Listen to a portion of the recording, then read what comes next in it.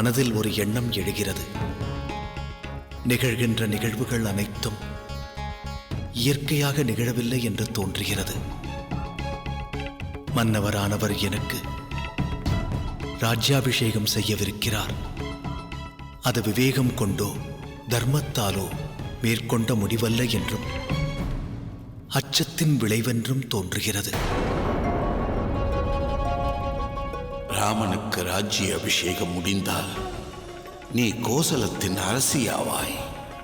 மகத்துவமான பணிகளை நிறைவேற்றும் பொறுப்பை நீ ஏற்பாய். ராமனுக்கு நீ பெரும் சக்தியாக விளங்க வேண்டும்.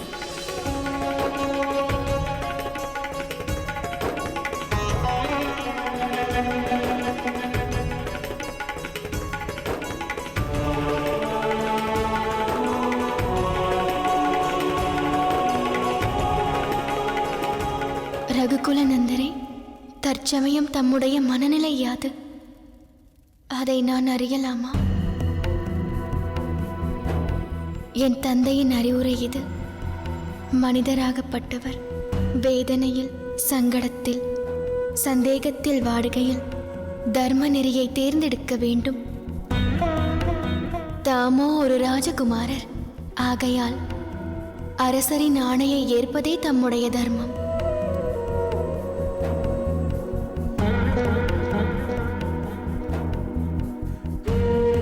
சத்திய வார்த்தைகள் சீதா.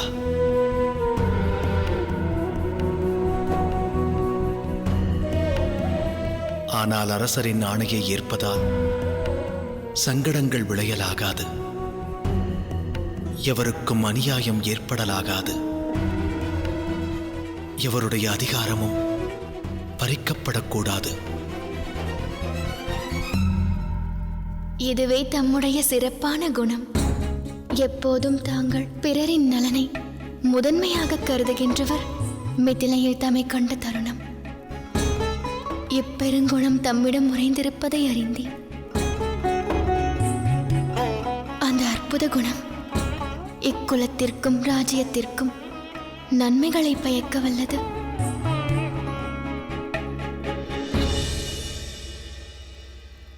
ஆம் சீதா, என்னுடைய மனதின் எண்ணம் ஒன்றே.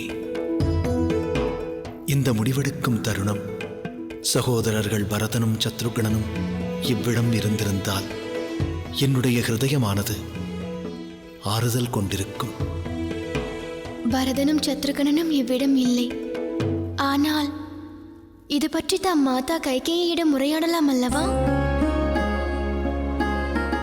அனுஜனின் மன எண்ணங்களை தாம் அவர் அன்னையின் மூலம் அறியலாம். உச்சிதமான யோசனை.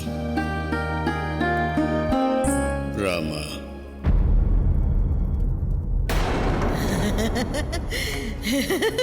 துர்பாக்கியமானது நிச்சயம் உருவாகும். துர்பாக்கியம் நிச்சயம் உருவாகும். துர்பாக்கியமானது அந்த தசரதனுக்கும் ராமனுக்கும் உருவாகும். இருவரின் நிலைமையும் இருளில் மூழ்கும். முதல் தவ புதல்வன் தவிப்பில் ஆழ்வான். பொறுத்திருந்து பாருங்கள். சூழ்ச்சியின் வழியை நானும் அறிவேன். தீட்டுவேன் ஒரு திட்டத்தை. ஆம், துவங்கும் என் நாடகம்.